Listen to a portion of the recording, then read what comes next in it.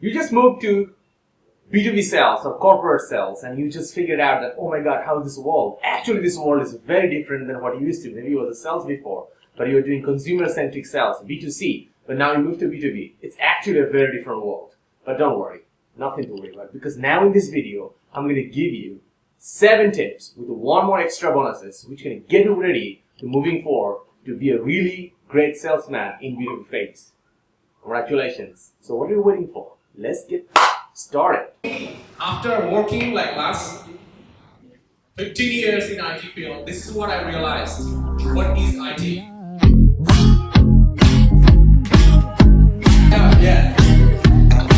Sure. Make it happen. Thank you. So let's give a big hand to these student leaders to bring the training to you. Why don't you give them a big hand to them? So tip number 1, you gotta be well prepared. In any sales, there is no alternatives of not preparing. You will be never being forgiven if you're not well prepared in B2B sales. You have to study about the customer, you have to study about the company, you study about what is the revenue, budget, try to figure out what was the situation of the last year, the business performance, as many information as possible. It's not about how many customers you really meet in B2B phase, but also that how many customers you really meet properly, because it's just about not a meeting, because meeting costs you a lot of time. So you really need to be well prepared which customer you should meet now and which customer you should meet later, and it all depends come from your preparation. So this is my tips. You should be constantly working on your leads and then bring the hottest lead to meet this week. And the leads which you are not hottest, but a little bit like not hot, not cold, medium situation, then you're going to meet them in next month. And the one which are really cold, you plan for the next quarter, something like this. So this is your, and you constantly should be nurturing it. And these are all your preparation phase. I'm not going to tell you that you are not going to come in with a t-shirt and shorts. I mean, if you are that basic, you are definitely not going to be a salesperson. So you have to be well dressed up and well professional. You have to be right language and need to come on. So this is tip number 1. You got to prepare, and you prepare like a champion, so you can really come in, can show and meet your customer. So otherwise they're gonna feel you and you just lost like that. So you need to be well prepared, well composed, and it only can come when you are well prepared. All right. So that was tip number 1. So tip number 2, you really need to know about your product very clearly, very deeply. At least you should know about what is the function of the product and how this particular product can solve a problem. And now, because it's so much important that to understand this one, because end of the day, when you meet your client in B2B, they're going to see you as a consultant, a business consultant or business advisor. They're not seeing you as seller of a shampoo or selling of a medicine. They want to see you as a business consultant to solve a particular problem. Because if you don't know your product really, you will not be able to relate to a particular problem which your client facing right now, which they're going to give it to you. So you got to really understand that different perspective of your product and how your product can solve different kind of problem. And you can only instantly can figure it out if you really know your product very clearly. It's not about the costing, other thing, but you need to know about what kind of problem your product is actually solving. Primarily it is solving, secondarily it is solving, and tertiarily it is solving. Primary means the product directly solving any big problems. Secondarily means partially a side effect it can solve problem, and tertiary means it can solve some problems too, but even it's not the main purpose. You need to know all these 3. So this is my exercise. If you're selling any particular product, you make an Excel file, write it down, what are the first key things your product can solve straight away, and then what are the second tertiary problem your product can solve, and what is the third one, which is like the side effect of your product, which can solve this different kind of problem. And you know about it, put it in front of you, put in your brain here, because every time you're going to meet your clients, they're going to judge you, they're going to scan you, and they really want to know how good you are. And if you're not good, you're dead, your deal is gone. There will be someone going to get it from you. So that is the tip number 2, is you really know about product very clearly and how it solves the problem. So with that one, I'm going to go to the tip number 3. You gotta prepare, right? But when you come to a particular meeting with B2Bs, you really need to be well composed, and you should have a particular goals. What are the things you're trying to extract of the meeting. What are the things you want? Particularly, you really need to figure out what are the requirements of your clients. You will not be just speaking, but you will be also listening to. You need to be balanced too. You need to let your client speak. And how much you let your client speak, which is tip number one, you need to prepare who you are meeting, what kind of company is that, what kind of culture is that company. Some the companies, cultures, they like to listen more. Some culture of the company, they like to speak more. So you really need to backtrack yourself. You really need to be flexible, to adapt on that one. And that will really help you to be a great salesperson, B2B person. It's not going to be one day, but if you continuously keep attending those B2B meetings, and then it's going to be better. And you're going to figure, your brain will click like that.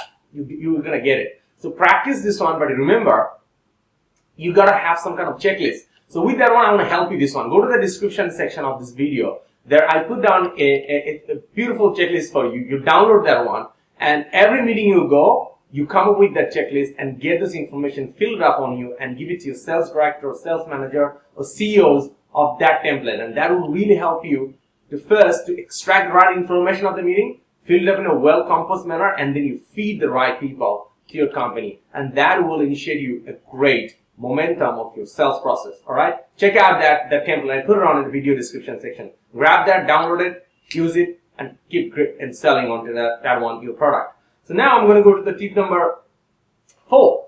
You need to know the DM. What is DM?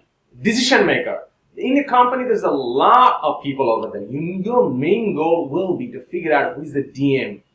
Because there's no point talking to other people who are not decision maker about your product. Otherwise, you will be spending a lot of time doing back and forward and wasting a lot of time, and finally you won't get anything. So that's why it's so much important that you figure out the DM as fast as possible and you reach to there. If your deal is big, if you're selling a huge product, then you can have somebody who can influence the DM. You can also connect in the loop as well too. But I like to give you this tip. You focus on the DM, you figure it out and reach to the DM as far as possible. Nowadays, world is very open. You can use the tool like LinkedIn to attach and you can find any DMs and you can keep reaching to them, getting email, or you can get a calls, or you can get another person who is connected to the DM and you can get in on as well too. So that's why you got to network. If you don't network, you have problems. And those network can often help you to reach the right DMs. So you reach the DMs and you pitch, you prepare, you go and you smash your deal. And that's the way you can really go to the closer phase in B2B phase. Work with DM. Find the DM, reach to the DM, and following up with your DM. So that was the tip number 4. Now I'm going to give you the tip number 5. Understand the requirement very clearly. So when you are in the meeting, that is one thing. But before going to the meeting, you should be getting as information as possible. What kind of problem this company is facing? Let's say you are meeting a marketing director. What kind of problem this marketing director is facing right now? Are there a problem on the Facebook page, or are they trying to build a digital business? So you gotta get a good homework done, and then you go to the meeting and you will speak a little bit, and then you let them speak the requirements.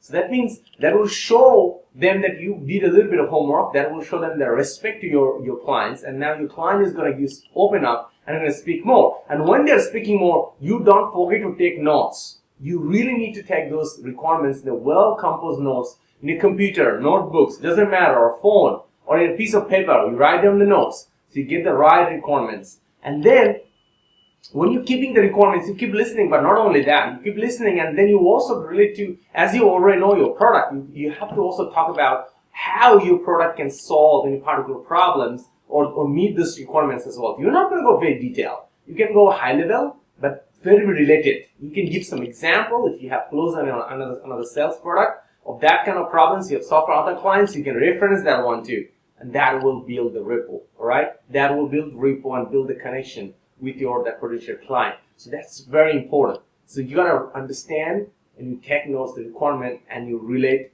to your product, how your product can solve or deliver those requirements. So that was the tip number 5. So now, the tip number 6 I want to give it to you. Problems. You gotta be focused about particular problems they're talking about. What is the key pain points? Where they're dying really for? And how your product can solve that problem. At least one, you have to solve immediately in the meeting. If you can do, great. If you can do 3, immediately it's amazing. You can close the deal. So when they're talking the requirements, you pay attention. What is the core problem of those requirements? So if you see that one a core problem, and your product can solve any part of your core problems, bingo, and you just pitch it out. And if you could amazingly have solved that kind of problem to another client, you just relate to that one. Like an example, you were pitching a training product for an HR director. An HR director said that one, oh, I have a language preference. I would like to have, my employees are not really great at English. I need to have a Vietnamese language example to train for them. And if you say that one, hey, look, I got like 50 trainers I have, and 20 of them are Vietnamese. They are perfect in Vietnamese, and we're also providing different kind of training to my other clients in Vietnamese. Bam! You solve the pain point already. So that is the why you have to show that you have that kind of problem solving with your solution, with your product instantly.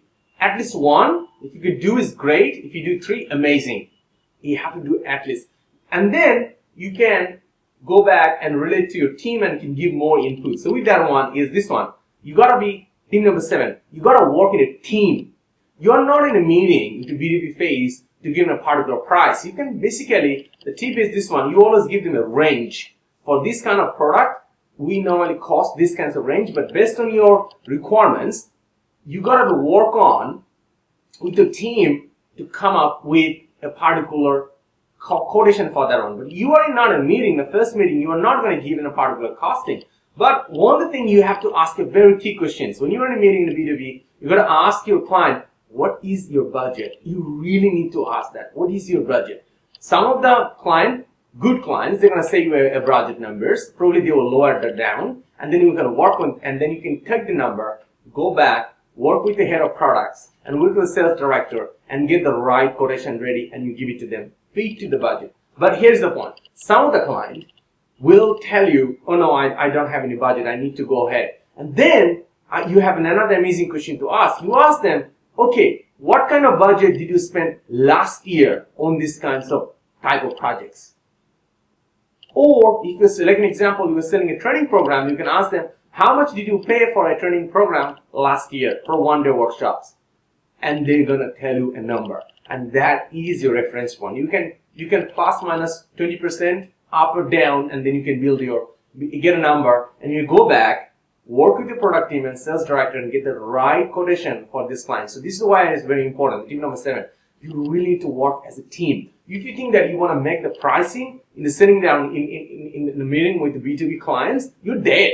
You're never going to work it out. But you need to be fast too. You need to finish the meeting, you come back, get your checklist filled, and give it to the head of products and give it to the sales director and tell them, give me something by end of tomorrow or tomorrow morning. And you can commit to their clients that, hey, I'm going to give it back to you in the end of tomorrow. I'm going to give you a quotation. So you need to be fast enough because everybody is pitching to your client. So if you got fast and if you get the right inputs and if you have the right relationship and you work in a teams, you're going to close the deal. So that is the 7 tips I'm going to give it to you in B2B phase to close your deal. But I also want to give it to you one more tips, which is a bonus one. So bonus one, this one, use the LinkedIn, because LinkedIn is your B2B baby. This is an amazing tool to close your B2B deals. To make sure that your LinkedIn profile is up to date with the present company or initiative you're working on, and make sure that at least one post you make about your product in your LinkedIn profile, you post every day. I say one post every day. If you're too busy, you are not a savvy person, make at least 3 posts a week. And if you do it for next 3 months, there will be a significant difference. You will see leads inbound to you rather than you will be looking for them. They're going to ask you rather than you are asking them, do you want to buy? The buyer will say that, hey, you have this one, I want to buy. Can I talk to you? Can I have a coffee with you? And you know what? Life is amazingly better when your clients looking for you rather than only you looking for it. Or you're looking for them and they're also looking for you. It's much easier. So that was my 7 tips to work with and close your B2B deals and become more successful as a B2B sales executive or sales manager and so on. So execute this one. If you have a particular interview, you can also go ahead and pitch those 7 tips and you're going to get hired. And if you have any part of your question about or any situation you are facing in your B2B sales, go ahead and comment below in this video. I would love to answer your questions and give you thoughts and suggestion about this one too. And when you're over there, one of the sales expert or sales guru over there, and you want to give your tips for helping other people, to go ahead and comment below too. I would love to hear your tips, see your tips, and probably would also love to become your friends as well too. So what are you waiting for? Let's go ahead and close more your B2B sales and take your initiative, start up, moving forward, and become more successful. And you know what? I'm just waiting here to give you the loudest clap. All the best.